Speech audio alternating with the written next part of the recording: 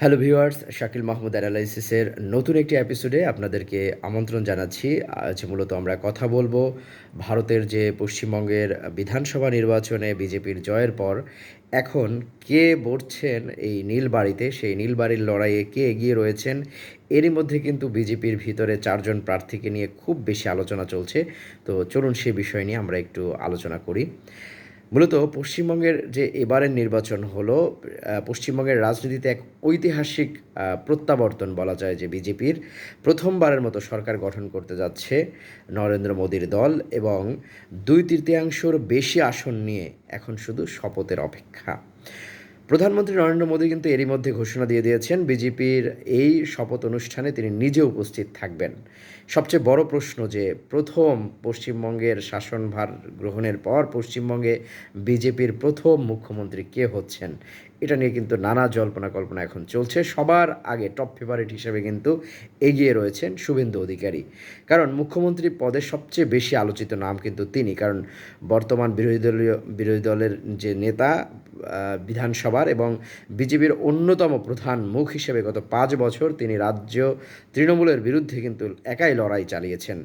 এবারের নির্বাচনে নন্দীগ্রাম এবং ভবানীপুর দুটি গুরুত্বপূর্ণ আসনেই কিন্তু জয় পেয়েছেন শুভেন্দু, এবং তার এই বড় চমক হচ্ছে তিনি কিন্তু মমতাকে হারিয়েছেন। এই সাফল্যের কারণে শুভেন্দুকে ফ্রন্ট রানার মনে করা হলেও সমস্যা একটাই, তিনি বিজেপিতে এসেছেন মাত্র 5.5 বছর আগে।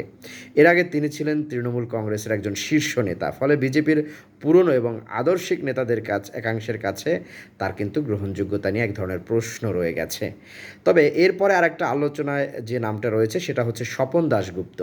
ইতিহাসবিদ, সাংবাদিক এবং বিজেপির বুদ্ধিবৃত্তিক যে মুখ হিসেবে এই স্বপন দাশগুপ্ত কিন্তু পরিচিত। এবার তিনি দক্ষিণ কলকাতার রাসবিহারী আসনে বড় জয় পেয়েছেন। বিশেষ করে কলকাতার শিক্ষিত মধ্যবিত্ত এবং তথাকথিত ভদ্রলোক ভোটারদের মধ্যে বিজেপির গ্রহণযোগ্যতা বাড়াতে তাকে মুখ্যমন্ত্রী করা হতে পারে বলে এক ধরনের কিন্তু আভাস রয়েছে ভারতের গণমাধ্যম জুড়ে। তবে মাঠ পর্যায়ের রাজনীতি এবং সাংগঠনিক অভিজ্ঞতার অভাব কিন্তু তার জন্য একটা বড় চ্যালেঞ্জ।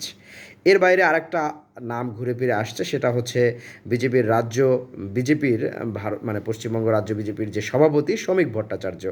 আরএসএসের সঙ্গে দীর্ঘদিনের কিন্তু একটা সম্পর্ক তার রয়েছে, এবং দলের ভেতরে তুলনামূলক একটা গ্রহণযোগ্যতা তাকে শক্ত অবস্থানে রেখেছে।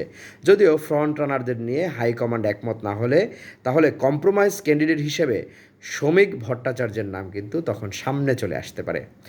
আর বাইরে আরেকটি নাম বেশি আলোচনায় আছে, নারী মুখ্যমন্ত্রী হিসেবে আলোচনায় রয়েছেন অগ্নিমিত্রা পাল এবং স্মৃতি ইরানি। বিজেপি যদি পশ্চিমবঙ্গে নারী নেতৃত্বের বার্তা দিতে চায় তাহলে এই দুই নামও কিন্তু গুরুত্ব পেতে পারে। এবং পশ্চিমবঙ্গের ইতিহাসে শেষমেশ যে বিজেপির মুখ্যমন্ত্রী কে হবেন সেটা নিয়ে কিন্তু এখন নানা প্রশ্ন রয়ে গেছে। শুভেন্দু, স্বপন দাস, শ্রমিক, নাকি চমক হিসেবে অন্য কেউ? এসব সিদ্ধান্ত কিন্তু এখন মূলত বিজেপির শীর্ষ নেতাদের উপরে ন্যস্ত। রাজনৈতিকভাবে অত্যন্ত গুরুত্বপূর্ণ এই সিদ্ধান্ত শুধু পশ্চিমবঙ্গ নয়, পুরো ভারতের রাজনীতি এবং আমাদের প্রতিবেশী বাংলাদেশের জন্য কিন্তু এক ধরনের মেসেজ বহন করবে। কারণ বাংলাদেশের সঙ্গে অনেক অমীমাংসিত ইস্যু এবং দীর্ঘ সীমান্ত কিন্তু এই পশ্চিমবঙ্গের সরকারের সঙ্গে, এবং এর আগে কিন্তু মমতা বন্দ্যোপাধ্যায় নানা ইস্যুতেই কিন্তু বাংলাদেশের যে বিগত সরকারগুলোর সঙ্গে নানা ধরনের কিন্তু